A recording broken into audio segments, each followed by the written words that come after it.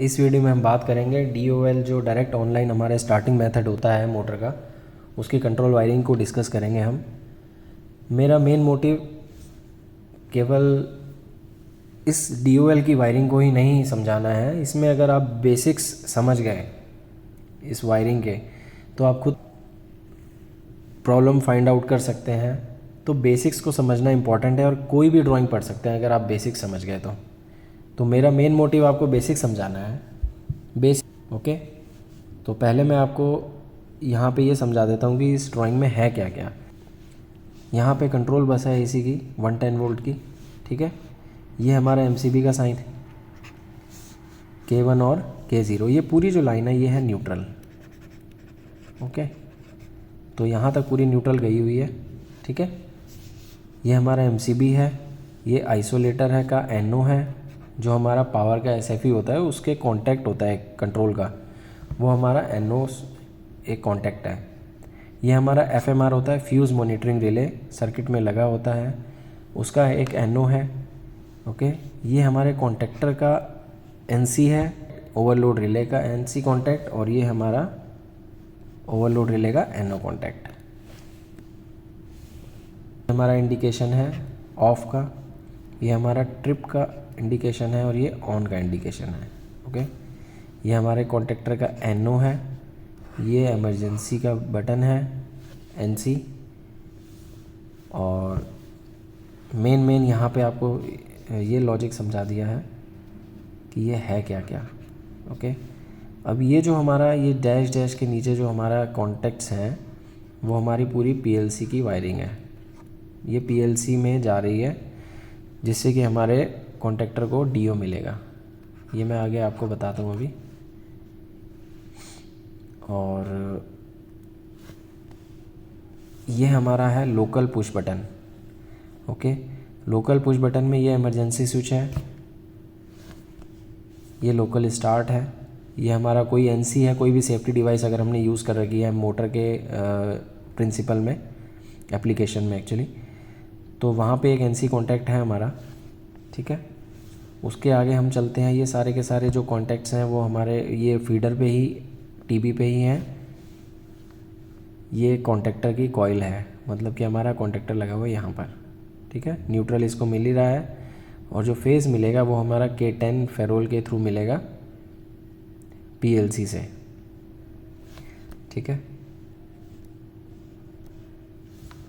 अब PLC से तभी मिलेगा जब हमारा यहाँ तक सर्किट हमारा थ्रू होगा। कहाँ तक? T9 तक। ये सब अगर हेल्दी होगा पीछे का सर्किट, तब हमारा T9 पे फेज़ आएगा, उसके बाद हमारा DI जाएगा, और उसके बाद हमें DO मिलेगा। अगर यहाँ पर कुछ भी सर्किट कंप्लीट नहीं होता है तो हमें आगे फेज़ यहाँ पर नहीं मिलेगा।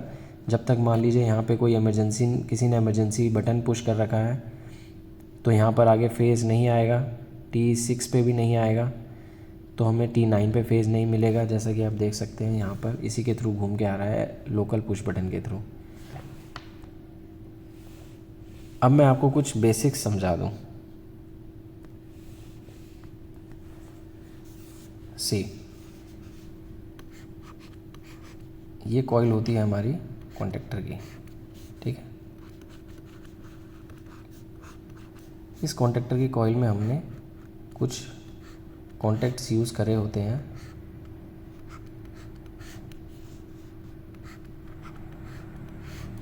करना,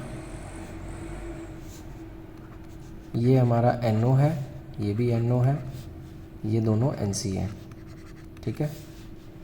ये A1 है और ये A2 है। ये हमारी कॉन्टेक्टर की कॉइल है, और इसको मान लीजिए कि 110 वोल्ट AC चाहिए इसको ऑपरेट करने के लिए। 110 वोल्ट AC, ये कुछ नहीं है। जैसे ही इस कॉइल को हमने 110 वोल्ट दिया तो ये जो हमारे नॉर्मल NO NC हैं, ये एक्चुअली क्या है कि कॉन्टैक्ट्स होते हैं नॉर्मली ओपन नॉर्मली क्लोज, ठीक है। नॉर्मल कंडीशन में ये NO रहेगा, ये भी NO रहेगा। जैसे ही हमारी कॉइल लगेगी तो ये हमारा NO का हो जाएगा NC, और ये दोनों जो है ओपन हो जाएंगे। सिर्फ और सिर्फ इतना बेसिक यूज़ हो रहा है। ऐसे ही अगर हम इमरजेंसी की बात करें तो ये इमरजेंसी पुश बटन है। नॉर्मली कंडीशन में ये NC होता है, जैसे ही हम इसको प्रेस करेंगे तो ये NO हो जाएगा, मतलब कि आगे हमारी सप्लाई को नहीं जाने देगा। ऐसे ही हमारा ओवरलोड रिले का केस होता है। ओके, एक कॉन्टैक्ट होता है NC, एक कॉन्टैक्ट होता है NO। अगर हमारी ओवरलोड रिले ओवरलोड हो गई है तो ये NO का NC हो जाएगा और ये NC का NO हो जाएगा। अब ये जो इस ड्राइंग की वर्किंग है वो मैं समझाता हूँ। देखिए 110 वोल्ट AC आ रहा है हमारा कंट्रोल बस से, ठीक है।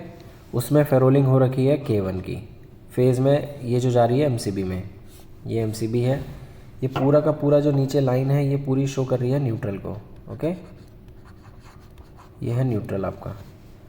और अब ये एक MCB से K1 इनकमिंग में गया, आउटगोइंग में आया K2, ठीक है।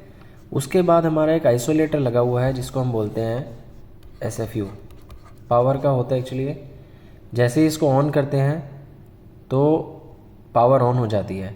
इसके साथ एक कॉन्टैक्ट लगा होता है NO। जैसे ही हम इसको ऑन करेंगे ये बन जाएगा NC, K2 का K3 यहाँ आ गया फेज़ 110 वोल्ट। ओके, अब ये जो K3 है ये हमारा एक FMR लगा होता है, फ्यूज़ मॉनिटरिंग रिले।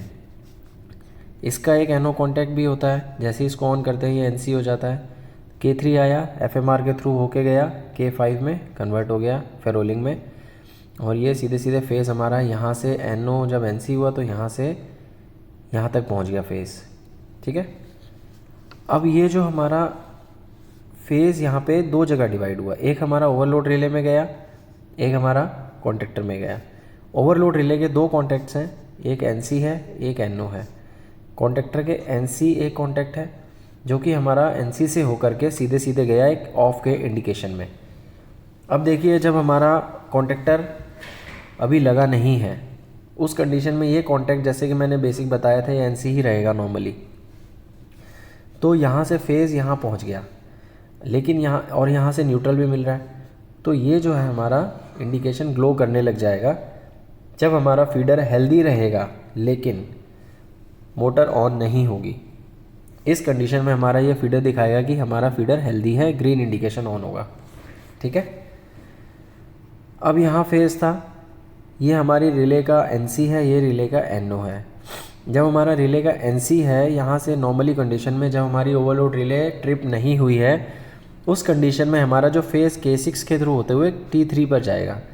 यहाँ पे अगर हम टेस्टर से चेक करेंगे तो यहाँ हमें फेज़ मिलेगा और ये दिखाएगा कि हमारा ओवरलोड हेल्दी है, मतलब रिले हेल्दी है।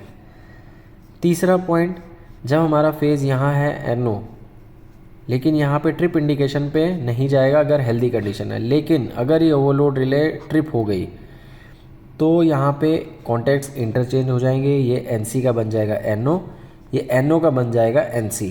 ओके, जैसे ही NC बनेगा फेज़ आएगा यहाँ पर और यहाँ पे हमारा इंडिकेशन ट्रिप वाला ऑन हो जाएगा, मतलब कि हमें ये पता चल जाएगा फीडर देख के कि हमारी मोटर ओवरलोड हुई है। तो यहाँ पे न्यूट्रल मिल ही रहा है, इससे हमारा ये इंडिकेशन भी हो गया। अब देखिए आगे चलते हैं, यहाँ K6 पे फेज़ आ रहा है जब सब हेल्दी है, तो मतलब कि ओवरलोड भी हेल्दी है, यहाँ तक फेज़ आ गया। इसके बाद हमारा फेज़ यहाँ आ गया। एक ये है कॉन्टेक्टर का NO। ओके, जैसे ही हमारा कॉन्टेक्टर लगेगा इस कंडीशन में ये हो जाएगा NC होते ही ये वाला इंडिकेशन ग्लो करने लगेगा क्योंकि फेज़ यहाँ पे आ जाएगा, न्यूट्रल मिल रहा है। तो ये भी हमारा इंडिकेशन ऑन हो गया। किस कंडीशन में? जब हमारा कॉन्टेक्टर होल्ड हुआ, और होना भी चाहिए क्योंकि ये ऑन का है। तो आपको फीडर लगेगा कि हाँ हमारा फीडर ऑन हो चुका है और मोटर हमारी साइड पे रन करने लग गई है। ये इंडिकेशन बताते हैं। अब ये इतने इफ़ेक्टिवली काम करते हैं। मान लीजिए कॉन्टेक्टर अगर होल्ड नहीं है तो ये NC होगा नहीं और ये इंडिकेशन कभी आएगा नहीं। तो ये एक्चुअल में ही काम करते हैं बहुत अच्छे से। अब फेज़ हमारा यहाँ से देखिए, ये फीडर में ही एक इमरजेंसी पुश बटन है जो कि NC है। अब यहाँ से फेज़ जाएगा T16 पे। अगर हम यहाँ पर T16 पे चेक करेंगे, ये देखिए ये टर्मिनल बॉक्स है, ये T16 है। यहाँ पर K6 फेरोल है यहाँ पे भी K6 फेरोल मिलेगा आपको। ये अगर हम यहाँ पे चेक करेंगे टीबी पे साइड में फीडर पे केबल LA में, तो हमें यहाँ पे दिखेगा कि हमारा K6 T16 पे हमारा फेज़ आ रहा है, और यहाँ पे फेज़ हमारा T16 से घूम करके साइड की एक इमरजेंसी पुश बटन के NC से हो करके सीधे जाएगा T6 टीबी पे। और जब T6 पे पहुँचा तो यहाँ पे हम देख सकते हैं ये जो T6 है, यहाँ पे हमें दिखाई देगा कि हमारा इमरजेंसी पुश बटन दोनों हेल्दी हैं। एक हमारा ये वाला जो फीडर पे है, एक हमारा साइड पे है, दोनों सीरीज़ में है। अगर एक भी इमरजेंसी पुश बटन दबा दूंगा तो सर्किट यहीं ब्रेक हो जाएगा और हमें यहाँ पे T6 पे हेल्दी नहीं मिलेगा। ये हमारे चेक करने के तरीके होते हैं इस टीबी के थ्रू फीडर पे ही। तो हम यहाँ से पता लगा सकते हैं कि प्रॉब्लम है कहाँ पर। ओके, मान लीजिए T6 पे हमें फेज़ मिल रहा है, मतलब हमारा इमरजेंसी पुश बटन हेल्दी है, बट ये जो हमारा एक, मैं आपको समझा दूँ, ये लोकल पुश बटन है। ओके, या ये लोकल में अगर हमें मोटर को चलाना है या बंद करना है, वो यहाँ से हम कर सकते हैं। आप देख रहे हैं LSP और LST। LSP मतलब लोकल स्टॉप, LST मतलब लोकल स्टार्ट। अगर हम यहाँ से ये NO होता है, ये NC होता है, यहाँ से पुश बटन दबाएंगे साइड पे मोटर बंद हो जाएगी। यहाँ से हम NO है ये, अगर हम इसको प्रेस करेंगे तो NC हो जाएगा और हमारा फेज़ इसके थ्रू चला जाएगा। इसमें फेज़ कैसे घूमता है ये मैं बताता हूँ आपको। T16 तक हमारा फेज़ हेल्दी है। अगर यहाँ पे इमरजेंसी हमने नहीं दबाई है तो 1 पे आया, इमरजेंसी के थ्रू 2 पे गया, 2 और 3 लूप लगे हुए हैं, 3 पे हमारा एक सेफ्टी डिवाइस लगा है जिसको हम पुल कॉर्ड कहते हैं, या फिर कोई भी आप सेफ्टी डिवाइस लगा सकते हैं जो कि NC है। इसके थ्रू हमारा 4 पे पहुंच गया, 4 और 5 पे भी एक लूप लगा हुआ है। 5 से हमारा फेज़ आया एक NO पे जो कि हमारा LST है। अगर हम इसको दबाएंगे तो फेज़ यहाँ पे 6 पे आ जाएगा। ओके, तो 6 के बाद हमारा फेज़ सीधे T7 पे आएगा। T7 पे फेज़ आया मतलब कि हमने वहाँ से लोकल से स्टार्ट कर दिया और सीधे सीधे हमारे T10 पे फेज़ PLC के थ्रू आ ही जाएगा। और T10 पे आया तो हमारा फेज़ घूम के कॉन्टेक्टर को लग गया और हमारी मोटर साइड पे स्टार्ट हो गई। ठीक है, सिर्फ और सिर्फ इतनी ही बात है लोकल में चलाने की। अब ये देखिए, ये जो टीबी है नीचे की, ये हम चेक कर सकते हैं इससे हमारा कि क्या कंडीशन है हमारे फीडर पे। अगर हमारा फेज़ यहाँ पे आ रहा है तो हमारी ओवरलोड हेल्दी है। अगर हमारा फेज़ यहाँ पे आ रहा है तो ये फीडबैक भी देता है किसका, कॉन्टेक्टर का, मतलब कि हमारी मोटर चल रही है, ये कंफर्म करता है यहाँ पर। और वो कैसे कंफर्म करता है ये देखिए आप, कॉन्टेक्टर लगा, ओके, फेज़ आ गया यहाँ पर, कॉन्टेक्टर लगा, तो जैसे ही कॉइल लगेगी इसकी तो ये क्या हो जाएगा, इसके सारे NO कॉन्टैक्ट्स क्या हो जाएंगे, NC हो जाएंगे। इसके कितने कॉन्टैक्ट्स NO है, एक तो ये कॉन्टैक्ट NO देखिए, ठीक है, एक ही कॉन्टैक्ट NO ले रखा है शायद, हाँ एक ही ले रखा है, एक NC ले रखा है। ये NC का हो जाएगा NO, तो ये इंडिकेशन हमारा ऑफ हो जाएगा इस कंडीशन में। लेकिन ये NC हो जाएगा तो हमारा एक तो ऑन का इंडिकेशन ऑन हो जाएगा, दूसरा हमारा यहाँ पे टीबी पे 4 पे हमारा फेज़ आएगा, जिससे कि हम ये चेक कर सकते हैं कि हमारा फीडर हेल्दी हो चुका है। ठीक, T6 हमारा अगर फेज़ आ रहा है तो इसका मतलब हमारा ये दोनों push button, emergency push button healthy हैं, तभी हमारा T6 पे फेज़ आएगा। अगर मैं ये दोनों सीरीज़ में से कोई भी एक दबा दूंगा तो यहाँ फेज़ नहीं आएगा T6 पे। ओके, T9 पे फेज़ आ रहा है मतलब कि हमारा ये सेफ्टी डिवाइस ओके है, T9 पे फेज़ आ गया। अगर यहाँ तक सर्किट थ्रू है तो हम इसको रिमोट में चला सकते हैं। कैसे, T9 पे फेज़ आया, ये देखिए अब ऑन का DO जाएगा सीधे PLC के थ्रू कॉन्टेक्टर पे, ये रिमोट में चलाने की बात है। तो ऐसे हमारा फीडर जो है रिमोट में ऑन हो जाएगा। ये जो हमारा CSS लिखा हुआ है ये एक वोल्टेज स्पाइक्स को रेगुलेट करने के लिए होता है, जिससे कि हमारा कोई भी फीडर में डैमेज नहीं हो। ओके,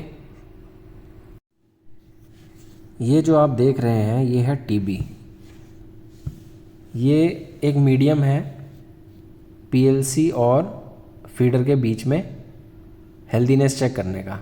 ओके, अब मान लीजिए हमने कुछ देखना है, मान लीजिए कि यहाँ पे T6 नंबर पे अगर हमने देखना है तो हमें यहाँ पर पता चलेगा कि हमारी दोनों इमरजेंसी पुश बटन हेल्दी है कि नहीं है। K10 जो है हमारा कॉन्टेक्टर पे जा रहा है, देखिए ये K10 जा रहा है, यहाँ पर K10 जा रहा है 10 नंबर पे, और ये फिर PLC के आगे PLC के थ्रू ही आ रहा है। ओके, जिससे कि हमारा कॉन्ट्रैक्टर को पहुंचेगा यहाँ पे फेस K10 के थ्रू जब हमारा PLC से आएगा। ये A11 से, देखिए आप नीचे A11 है, ये है A11, A9 से A11, ऐसे ही A9 से A11, ठीक है। तो मेरे हिसाब से अब आप सबको समझ आ गया होगा। इसके आगे भी और वीडियोस मैं कंट्रोल ड्राइंग के और भी बनाऊंगा समझाने के लिए। तो आज के लिए इतना ही, थैंक यू।